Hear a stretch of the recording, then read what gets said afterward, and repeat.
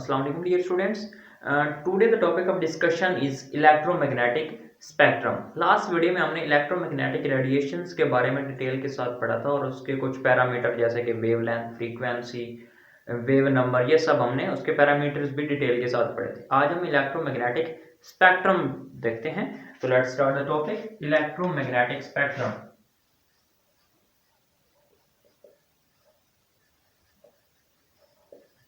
Electromagnetic spectrum. Electromagnetic spectrum होता क्या है और इसमें क्या हम देखते हैं कि इसमें चीजें कौन कौन सी होती हैं इलेक्ट्रोमैग्नेटिक स्पेक्ट्रम में। तो इलेक्ट्रोमैग्नेटिक स्पेक्ट्रम जो है ये आपके पास covers a very wide range of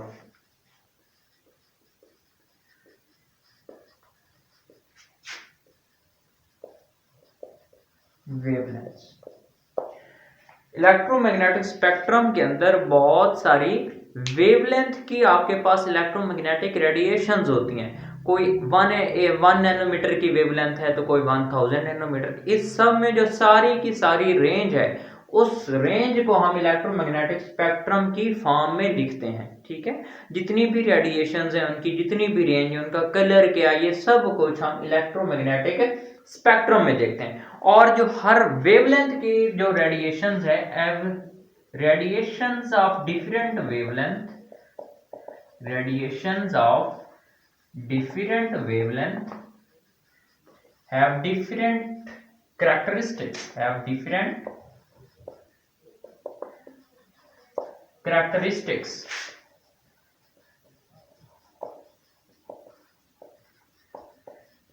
ठीक है। हर वेवलेंथ की जो रेडिएशंस है उसकी एक अपनी कैरेक्टरिस्टिक थिंग होगी, जैसे उसका कलर है, उसकी वेवलेंथ भी डिफरेंट होगी। हर वेवलेंथ की जो रेडिएशंस होती हैं उनकी अपनी कैरेक्टरिस्टिक्स होती हैं। जैसे आपके पास फॉर एग्जांपल एक वेवलेंथ है जो कि है 400 नैनोमीटर की, 400 नैनोमीटर की वेवलेंथ है और इसका कलर होता है हमारे पास वायलेट। इसका कलर क्या होता है? वायलेट। एंड एक और जैसे हमारे पास एक वेवलेंथ होती है 800 नैनोमीटर की और इसका हमें पता है कलर क्या होता है? रेड होता है।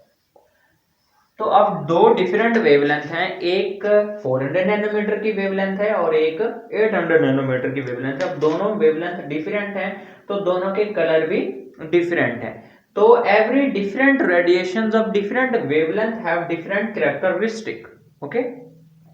और इलेक्ट्रोमैग्नेटिक स्पेक्ट्रम में हम डिफरेंट रेडिएशंस, डिफरेंट वेवलेंथ्स के बारे में जो पूरी रेंज है, यानी कहां से ये आपके पास रेडिएशन, इलेक्ट्रोमैग्नेटिक रेडिएशन की रेंज शुरू होती है और कहां पे खत्म होती है, ये सब हम cover the wide range of wavelength, इसको हम क्या कहते हैं? Electromagnetic spectrum.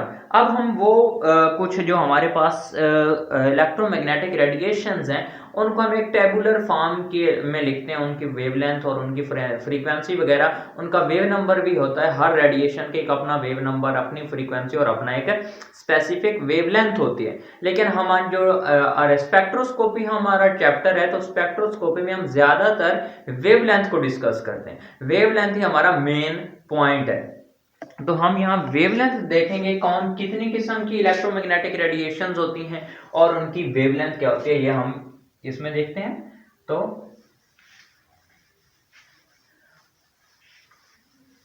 फर्स्ट वन जो हमारे पास होती है वो हमारे पास होती है cosmic rays. First one is cosmic rays, second is gamma rays, third one is X raise,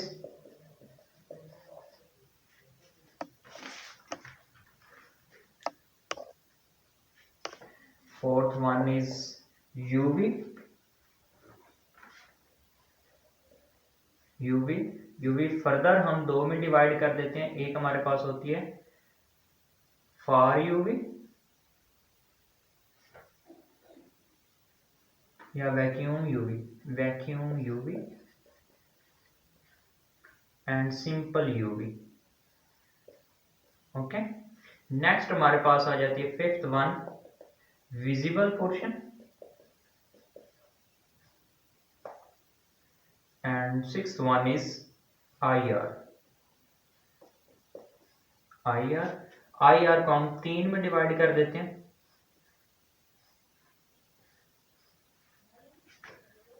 far IR, near IR, near IR, IR and far IR।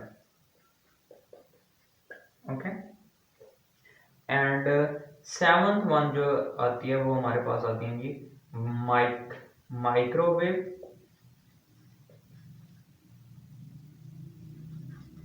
And eighth one is radio wave. क्या आती है? Radio wave. इस तरतीब से आपने याद करना है। First cosmic rays, gamma rays, X rays, UV, visible, IR, microwave and radio wave. ये सारी इलेक्ट्रोमैग्नेटिक रेडिएशंस हैं, लेकिन डिफरेंस कहाँ पे है? इनकी वेवलेंथ में फर्क है, इनकी फ्रीक्वेंसीज में और इनकी वेव नंबर में फर्क है। जैसे कि कॉस्मिक रेज हैं, इनकी जो हम सिर्फ यहाँ लैम्डा लिखेंगे, वेवलेंथ लिखेंगे। हम सिर्फ इनकी क्या लिखेंगे? वेवलेंथ। तो जो कॉस्मिक रेज की वेवलेंथ है ये हमारे पास है 10⁻⁻5 नैनोमीटर से लेकर 10⁻4 नैनोमीटर तक।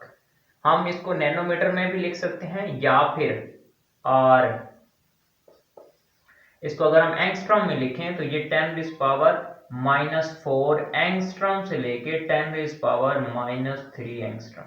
लेकिन ज्यादातर हम जो यूज करते हैं वो नैनोमीटर यूज करते हैं। तो नैनोमीटर में आपको आनी चाहिए कि 10⁻⁵ नैनोमीटर से लेके 10⁻⁻4 नैनोमीटर। ये नैनोमीटर हमने यूनिट्स पढ़े थे जब हमने लास्ट वीडियो में वेवलेंथ के बारे में पढ़ा था कि दो एडजेसेंट क्रस्ट और ट्रफ के दरमियान जो डिस्टेंस है उसको हम वेवलेंथ कहते हैं। और वेवलेंथ के यूनिट्स मीटर भी होता है, नैनोमीटर होता है, माइक्रोमीटर होता है एंड एंगस्ट्रॉम होता है। ये सारे यूनिट्स हैं, तो हम किसी भी यूनिट में लिख सकते हैं। उसके बाद हमारे पास आते हैं गैमा रेज। तो नैनोमीटर को ही हम आगे लेके चलेंगे, तो ये 10⁻⁻4 नैनोमीटर से लेकर 10⁻⁻3 नैनोमीटर तक ये होता है। 10⁻⁻2 नैनोमीटर तक ये होता है गैमा रेज की रेडिएशन की वेवलेंथ। उसके बाद आ जाती है हमारे पास ये एक्स रेज, और एक्स रेज जो हमारे पास होती है 10⁻⁻2 से लेकर नैनोमीटर से लेके 10 नैनोमीटर तक एक्स रेज की वेवलेंथ होती है। उसके बाद यूवी आ जाती है, यहाँ 10 से लेके 200 नैनोमीटर तक जो वेवलेंथ होती है ये वैक्यूम यूवी होती है। मैं ये बाद में बताता हूँ इसको वैक्यूम यूवी क्यों कहते हैं। एंड सिंपल जो यूवी है ये 200 से लेकर 400 नैनोमीटर तक होती है। उसके बाद विजिबल आ जाती है हमारे पास। विजिबल 400 से लेकर 800 नैनोमीटर तक होती हैं। उसके बाद IR आ जाते हैं। नियर IR जो है, अगर हम ये नैनोमीटर की फॉर्म में लिखा हुआ है, IR में ये बहुत जो आपके पास होते हैं थोड़ी बड़ी रेडिएशन होती हैं, तो हमें फिर यूनिट भी थोड़े बड़े यूज करने पड़ते हैं। तो नैनोमीटर से फिर हम माइक्रोमीटर में आ जाते हैं। तो ये आपके पास जो इस नैनोमीटर को अगर हम मैं माइक्रोमीटर में लिखूं तो ये 0.4 माइक्रोमीटर से 0.8 माइक्रोमीटर ये आपके पास किसकी है? विजिबल। ये माइक्रोमीटर में अगर हम लिखें तो 0.4 माइक्रोमीटर से लेकर 0.8 माइक्रोमीटर ये टोटल विजिबल। अगर नैनोमीटर में लिखें तो 400 नैनोमीटर से 800 नैनोमीटर। अब जो नियर IR है ये हमारे पास आ जाती है जी माइक्रोमीटर में। हम इसको ज्यादातर लिखते हैं, सारी बुक्स में ऑलमोस्ट माइक्रोमीटर में लिखा होता है, तो हम इसको यहाँ जहां हमने खत्म किया 0.8 माइक्रोमीटर से, तो 0.8 माइक्रोमीटर से लेकर ये 2.5 माइक्रोमीटर तक 2.5 माइक्रोमीटर तक नियर IR की होती है। देन सिंपल जो हमारे पास IR है ये 2.5 माइक्रोमीटर से लेकर 50 माइक्रोमीटर तक, और जो फार IR है ये 50 माइक्रोमीटर से लेकर 300 माइक्रोमीटर तक। कितना तक? 300 माइक्रोमीटर।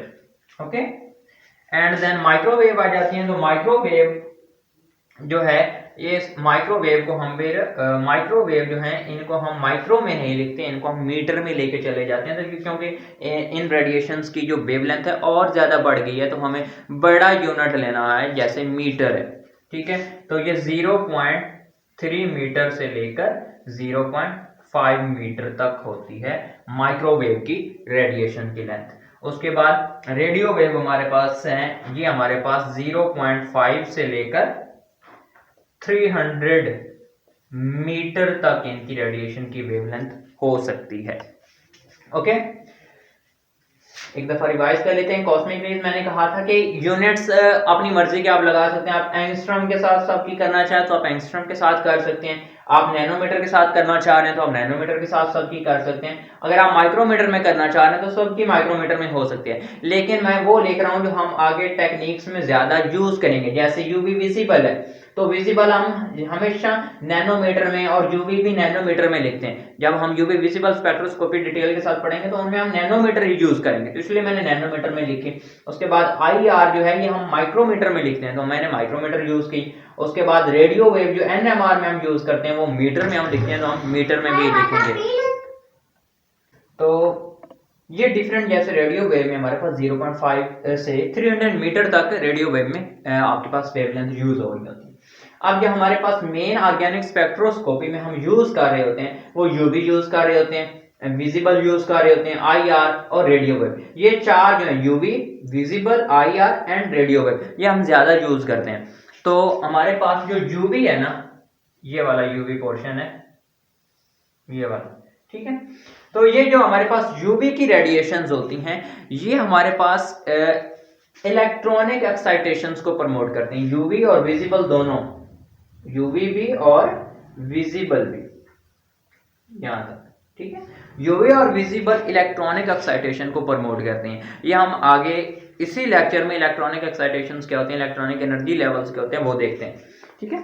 तो quantize absorption of UV visible radiation, ये पॉइंट्स हैं, ये वेरी इंपॉर्टेंट है। Quantized absorption of UV visible radiations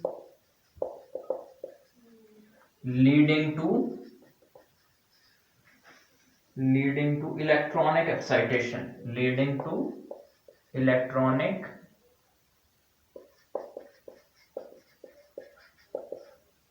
excitation। और ये जो यूवी विजिबल स्पेक्ट्रोस्कोपी होती है ये यूवी से यानी 10 से लेकर नैनोमीटर से लेके 800 नैनोमीटर तक यूवी विजिबल दोनों की है वेवलेंथ। और वो आपके पास जो यूवी विजिबल स्पेक्ट्रोस्कोपी होती है, क्वांटाइज होती है, उसमें हम ये यूज करते हैं। और उसमें होता क्या है, as quantize absorption of UV visible radiation leading to electronic excitation. जब कोई भी आपका मॉलिक्यूल यूवी विजिबल रेडिएशन की रेंज में एब्जॉर्ब करेगा तो उसमें इलेक्ट्रॉनिक एक्साइटेशन देखी जाएगी। इलेक्ट्रॉनिक एक्साइटेशन हम आगे इसी वीडियो में डिटेल के साथ थोड़ा सा पढ़ते हैं। और ये जो यूवी विजिबल स्पेक्ट्रोस्कोपी है ये क्यों यूज होती है, तो यूवी विजिबल स्पेक्ट्रोस्कोपी जो हमारे पास है, presence and nature of unsaturation, ये क्या चेक करने के लिए यूज हो रही होती है, ये presence and nature of unsaturation. अगर किसी मॉलिक्यूल में अनसैचुरेशन है, जैसे सिंगल, डबल या ट्रिपल बॉन्ड है, और वो भी कॉन्जुगेशन, स्पेसिफिकली जो कॉन्जुगेशन में, वो अनसैचुरेशन जो कॉन्जुगेशन में, जैसे ये बेंजीन है तो इसमें जो पाई बॉन्ड है ये कॉन्जुगेशन में, ये इधर शिफ्ट हो सकते हैं, ये इधर और ये ऊपर। तो ऐसे जो शिफ्टिंग होती है इस तरह के जो पाई बॉन्ड्स होते हैं उनको हम कॉन्जुगेशंस कहते हैं। तो ऐसी स्ट्रक्चर्स जिनमें अनसैचुरेशन हो और स्पेसिफिकली कॉन्जुगेशन हो, उन मॉलिक्यूल्स का स्ट्रक्चर जांचने के लिए हम यूवी विजिबल स्पेक्ट्रोस्कोपी यूज करते हैं। वो कैसे यूज करते हैं हम एक एक का फिनोमेना डिटेल के साथ लेटर ऑन पढ़ेंगे। उसके बाद आपके पास आईआर आ जाता है। आईआर भी एक पूरी ऑर्गेनिक स्पेक्ट्रोस्कोपी है, आईआर स्पेक्ट्रोस्कोपी उसको कहते हैं। तो आईआर में जो होते हैं ये quantized absorption of IR radiations leading to vibrational excitation, vibrational excitation. इसमें वाइब्रेशनल लेवल की एक्साइटेशन होती है। ओके, वो भी हम देखते हैं कि वाइब्रेशनल लेवल और कैसे एक्साइटेशन उनकी होती है।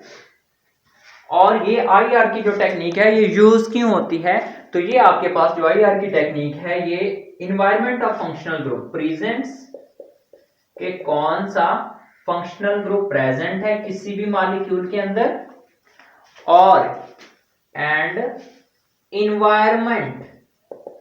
Environment of functional group. Functional group क्या होता है, जैसे हलाइड है, जैसे अल्केन अल्कीन, ये भी सारे क्या है functional group. Alcoholic functional group है, कीटोनिक है, एल्डिहाइडिक है।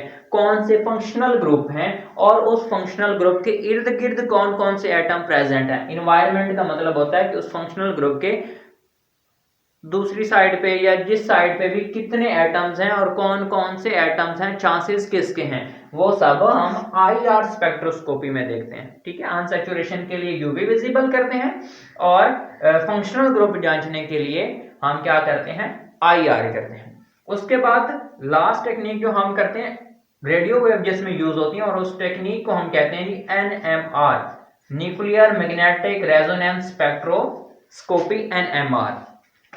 इसमें जो आपके पास इसमें भी एब्जॉर्प्शन होती है और वो रेडियो वेव्स की होती है। एनएमआर में, न्यूक्लियर मैग्नेटिक रेजोनेंस स्पेक्ट्रोस्कोपी में रेडियो वेव यूज होती हैं और उनकी भी एब्जॉर्प्शन होती है।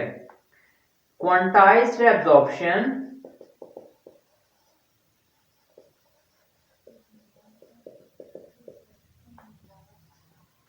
Of radio waves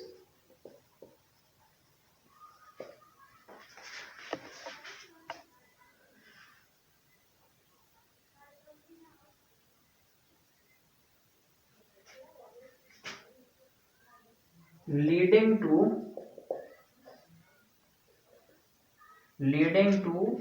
transitions between the spin of nuclei in magnetic field। एक न्यूक्लियस जो मैग्नेटिक फील्ड के अंदर प्रेजेंट है उसके ऊपर अगर हम रेडियो वेव्स फेंकेंगे तो वो कैसा स्पिन, वो एंटी क्लॉकवाइज मूव करता है या वो क्लॉकवाइज मूव करता है, उसके स्पिन से फिर हम उसका स्ट्रक्चर और उसके नाइबरिंग आइटम्स को चेक करते हैं। ये हम एनएमआर जब पढ़ेंगे, न्यूक्लियर मैग्नेटिक रेजोनेंस स्पेक्ट्रोस्कोपी, तो ये उसका सारा प्रिंसिपल हम डिटेल के साथ पढ़ेंगे। और ये यूज क्यों होती है, ये हमारे पास पूरा जो स्ट्रक्चर है कि नाइबरिंग एटम कितने हाइड्रोजन एटम है, कितने कार्बन की चेन में कितने कार्बन है, C13 होता है। एनएमआर भी दो तरह के होते हैं, प्रोटॉन एनएमआर होता है और C13 एनएमआर होता है। तो वो सब हम डिटेल के साथ पढ़ेंगे। अब जो हमने यहाँ तीन चीजें, मैं एक्चुअल में बताना क्या चाह रहा था कि हमने एक लफ्ज पढ़ा इलेक्ट्रॉनिक एक्साइटेशन, यहाँ हमने वाइब्रेशनल एक्साइटेशन, और इसमें यहाँ ट्रांजिशन, यानी हमने कहा कि न्यूक्लियाई की स्पिन या उलट हो जाती है, चेंज हो जाती है, और उस स्पिन को हम कहते हैं रोटेशनल, जो एक ही साइड में घूम रहा होता है वो रोटेशन होती है। रोटेशन ही होती है एंटी क्लॉकवाइज रोटेशन या क्लॉकवाइज रोटेशन। तो ये तीन तरह के एनर्जी लेवल्स होते हैं। तो हम जो अभी डिटेल के साथ थोड़ा सा पढ़ेंगे वो है एनर्जी लेवल्स क्या होते हैं। यहां तक क्लियर हो गया।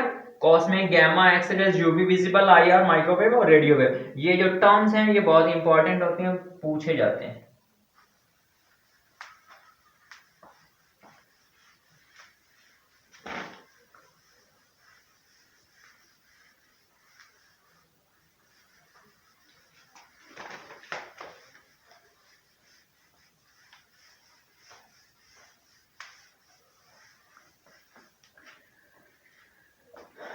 Electronic molecular energy levels,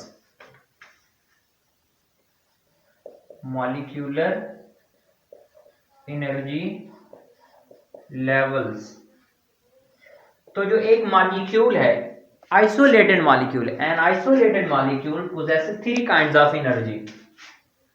An isolated molecule possesses three kinds of energy, possesses three kinds of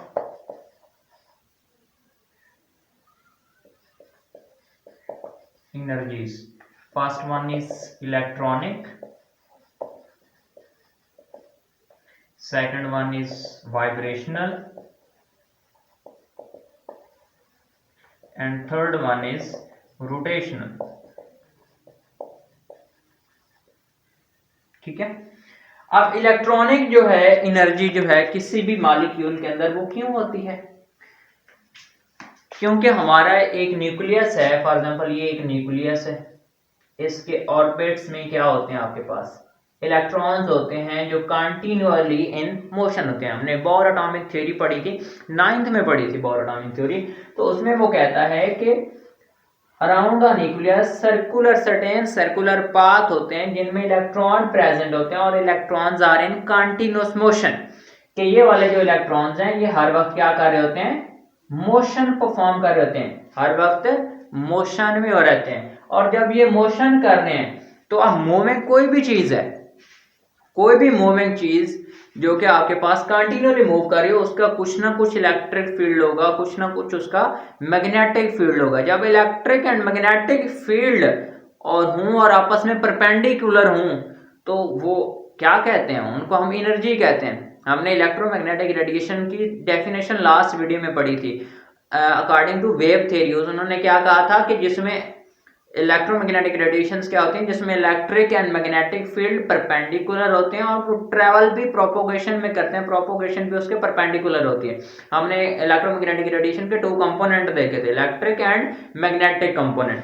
तो इसी तरह जब ये एक इलेक्ट्रॉन मूव कर रहा है तो ये भी वेव की फॉर्म में ट्रेवल कर रहा है, तो इसमें इसका इलेक्ट्रिक फील्ड भी बन रहा है और इसका मैग्नेटिक फील्ड। जब इस तरह इलेक्ट्रिक और मैग्नेटिक फील्ड एक दूसरे के परपेंडिकुलर हों और वो मूव भी करें, प्रोपोगेशन भी करें, तो ये डेफिनेशन तो इलेक्ट्रोमैग्नेटिक रेडिएशन की बनी।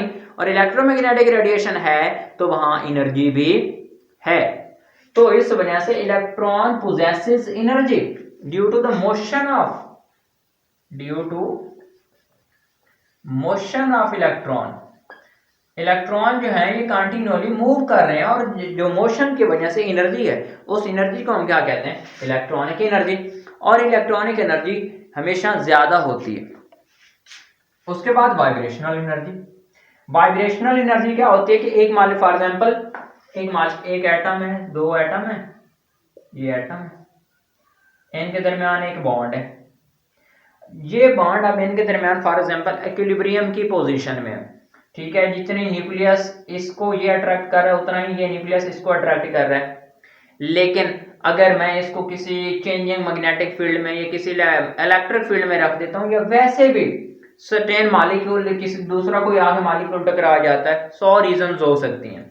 तो ये मॉलिक्यूल आप ऐसे अपनी जगह से कभी ज्यादा और कभी क्लोज आ जाता है ऐसे, फिर कभी एक दूसरे से दूर चला जाता है। यानी ऐसे आपस में क्या कर रहा होता है? ये वाइब्रेशन शो कर रहा होता है, अपनी पोजीशन चेंज कर रहा होता है। और पोजीशन चेंज करने की वजह से इनका डाइपोल मूवमेंट चेंज होता है। और जब डाइपोल मूवमेंट चेंज होता है तो उसको हम कहते हैं कि ये वाइब्रेशन शो कर रहा है, ठीक है। यानी पहले यहाँ डाइपोल मूवमेंट क्या होता है? Dipole movement is equal to R multiply Q। ये 2 चार्जेस हैं, Q ये 2 चार्जेस हैं और R इनका रेडियस है। अगर रेडियस सेम रहेगा तो डाइपोल मूवमेंट चेंज नहीं होगा। अब 2 चार्जेस तो हैं, ये तो खत्म नहीं हो रहे, मतलब जब 2 चार्जेस प्रेजेंट रहेंगे तो इनका कोई खत्म होने का चांस नहीं है। लेकिन अगर इनका रेडियस चेंज हो रहा है, तो डाइपोल मूवमेंट भी डेफिनेटली चेंज हो रही है। और ये जो डाइपोल मूवमेंट किस फ्रीक्वेंसी के साथ चेंज हो रही है, वो फ्रीक्वेंसी और आने वाली रेडिएशन की फ्रीक्वेंसी जब मैच हो जाती है तो तब क्या होती है? एक्साइटेशन होती है, ठीक है। और उस एक्साइटेशन से फिर मैंने वो लास्ट जो लिखा था कि वाइब्रेशनल एक्साइटेशन होती है। वाइब्रेशनल एक्साइटेशन क्या होती है? जब ये एक मॉलिक्यूल वाइब्रेट कर रहा है, इसका डाइपोल मूवमेंट चेंज हो रहा है और जिस फ्रीक्वेंसी से ये वाइब्रेट कर रहा है, इस फ्रीक्वेंसी ऑफ वाइब्रेशन एंड ऊपर से अगर मैं कोई इलेक्ट्रोमैग्नेटिक रेडिएशन फेंकता हूं उसमें कॉस्मिक भी है, गैमा भी है, यूवी भी है, विजिबल भी है, जो भी है, आईआर भी है। तो इसकी फ्रीक्वेंसी हमेशा जो वाइब्रेशनल मोशन की फ्रीक्वेंसी है वो आईआर के साथ जाके मैच करेगी, ठीक है। तो वो आईआर के साथ जब उसकी फ्रीक्वेंसी मैच हो जाती है तो उसको हम केमिस्ट्री की लैंग्वेज में कहते हैं कि ट्रांजिशन हो गई है, कि आपका मॉलिक्यूल एक्साइट हो गया। ये आपका मॉलिक्यूल किसी और गैमा या कॉस्मिक या एक्सरेज हाई एनर्जी वाली रेडिएशन भी प्रेजेंट है उनको एब्जॉर्ब नहीं करेगा, ये सिर्फ उन रेडिएशन को एब्जॉर्ब करेगा जिनकी फ्रीक्वेंसी इसकी अपनी वाइब्रेशनल फ्रीक्वेंसी के साथ मैच हो जाएगी, तब वो फ्रीक्वेंसी एब्जॉर्ब करेगा और मॉलिक्यूल एक्साइट होगा, ठीक है। और एक्साइटेशन के बाद फिर हम आईआर में जब हम उसका पूरा प्रिंसिपल और ऑपरेटर्स पढ़ेंगे तो उसमें हम देखेंगे कि एक्साइटेशन होती है तो फिर हम उसको कैसे आगे डिटेक्ट करते हैं कि हमारा कौन सा मॉलिक्यूल है, क्या हमारा मॉलिक्यूल आईआर एक्टिव है या हमारा मॉलिक्यूल आईआर इनएक्टिव है। दो तरह के होते हैं ना, आईआर एक्टिव वो होते हैं जिनका डाइपोल मूवमेंट चेंज हो रहा होता है, और आईआर इनएक्टिव वो होते हैं जिनका ऐसे मॉलिक्यूल जिनका डाइपोल मूवमेंट ना चेंज हो, ठीक है। तो वो आईआर इनएक्टिव होते हैं और जिनका डाइपोल मूवमेंट चेंज हो रहा होता है वो आईआर एक्टिव होते हैं। आई होप वाइब्रेशनल एनर्जी की भी समझ आ गई होगी कि वाइब्रेशनल क्या होती है, ठीक है। उसके बाद रोटेशनल एनर्जी, रोटेशन में फॉर एग्जांपल ये जैसे न्यूक्लियस है तो ये वाला जो एक इलेक्ट्रॉन है ये तो न्यूक्लियस के गिर्द भी घूम रहा है, लेकिन बोहर एटॉमिक थ्योरी में एक और पॉस्टुलेट था कि ये आपके पास अपने एक्सिस के गिर्द भी घूम रहा होता है। जैसे आपका अर्थ है ये सूरज के गिर्द भी घूम रहा है और अपने एक्सिस के गिर्द भी घूम रहा है, यानी अपने एक्सिस के गिर्द घूमता घूमता सूरज के गिर्द चक्कर लगाता है, ठीक है। तो ये वाली इस तरह की जो रोटेशन होती है वो एंटी क्लॉकवाइज भी होती है और क्लॉकवाइज भी होती है, उससे जो एनर्जी प्रोड्यूस होती है उसको हम रोटेशनल एनर्जी कहते हैं। और जो टोटल एनर्जी होती है, टोटल एनर्जी ईटी, ये हमारे पास सम ऑफ ई यानी sum of electronic energy plus sum of vibrational energy plus E R sum of rotational energy, ये तीनों एनर्जीज का सम होता है किसी भी मॉलिक्यूल की जो टोटल एनर्जी होती है। उनमें इलेक्ट्रॉनिक एनर्जी भी होती है, उनमें वाइब्रेशनल एनर्जी भी होती है और उनमें रोटेशनल एनर्जी भी होती है। अब एक मॉलिक्यूल जो है को हमने एक्साइट करवाना है, एक पॉली एटॉमिक मॉलिक्यूल है फॉर एग्जांपल, तो उसमें हमेशा जो ये वाला लेवल है इसको हम कहते हैं ई नॉट, यानी जब इक्विलिब्रियम के ऊपर मॉलिक्यूल प्रेजेंट है उसमें उस वक्त कोई एनर्जी, कोई अट्रैक्टिव, कोई रिपल्सिव फोर्सेस नहीं होती, दोनों बैलेंस है। जब E जीरो होता है, इलेक्ट्रॉनिक एनर्जी जब जीरो होती है उस वक्त V भी जीरो होता है और R भी जीरो होता है, ठीक है। अब जो दो, एक पॉली एटॉमिक मॉलिक्यूल की अब ये बात हो रही है, एक पॉली एटॉमिक मॉलिक्यूल में जो दो इलेक्ट्रॉनिक लेवल होते हैं उनमें गैप बहुत ज्यादा होता है और उन दो इलेक्ट्रॉनिक लेवल्स के बीच में, फॉर एग्जांपल ये दो इलेक्ट्रॉनिक लेवल्स हैं, ये वाले, ये E1 है, इस तरह फिर आगे E2 है, E3 है, ओके।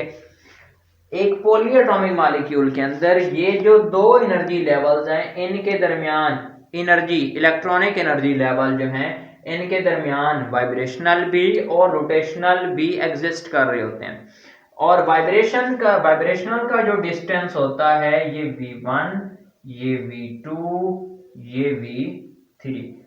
तो जो इलेक्ट्रॉनिक एनर्जी लेवल्स हैं उनके दरमियान डिस्टेंस बहुत ज्यादा होता है, उससे कम जो डिस्टेंस है वो हमारे पास वाइब्रेशनल एनर्जी लेवल्स में होता है, यानी एक इलेक्ट्रॉनिक एनर्जी लेवल में 3 से 4 वाइब्रेशनल एनर्जी लेवल्स हो सकते हैं, वो उनके मूड ऑफ वाइब्रेशन पे डिपेंड कर रहा है, ठीक है।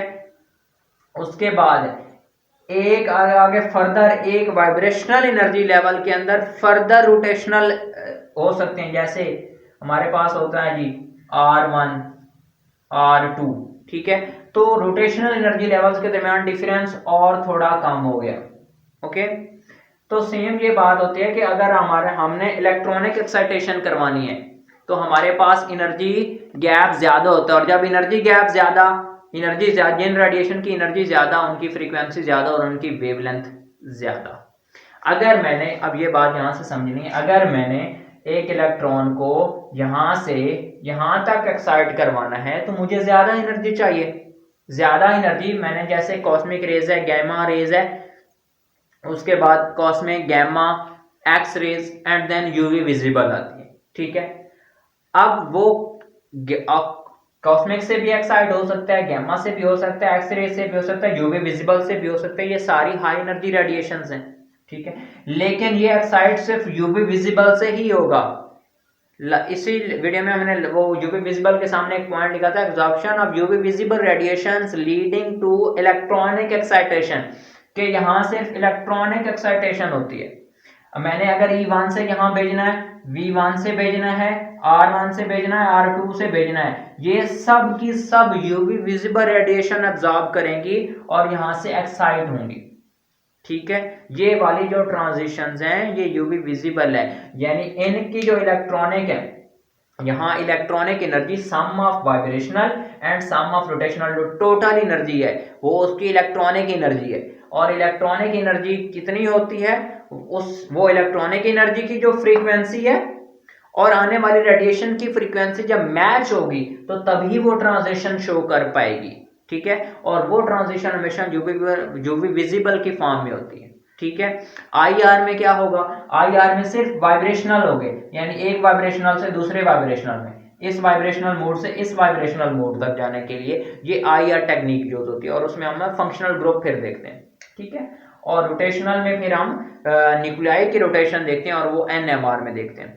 ये जो मेन थोड़ी सी बात मेन यूवी के बारे में थी कि एक इलेक्ट्रॉनिक एनर्जी लेवल से दूसरे इलेक्ट्रॉनिक एनर्जी लेवल में जाने के लिए सिंपल सादा सी बात है, अगर हम यूवी विजिबल स्पेक्ट्रोस्कोपी में हम आगे स्टार्ट भी करेंगे, तो एक इलेक्ट्रॉनिक एनर्जी लेवल से दूसरे इलेक्ट्रॉनिक एनर्जी लेवल में जाने के लिए जो वेवलेंथ अब्जॉर्ब होगी वो यूवी विजिबल रेडिएशन की अब्जॉर्ब होगी, ओके। नेक्स्ट हम आगे इंशाल्लाह यूवी विजिबल स्टार्ट करेंगे, तो तब तक के लिए अल्लाह हाफिज।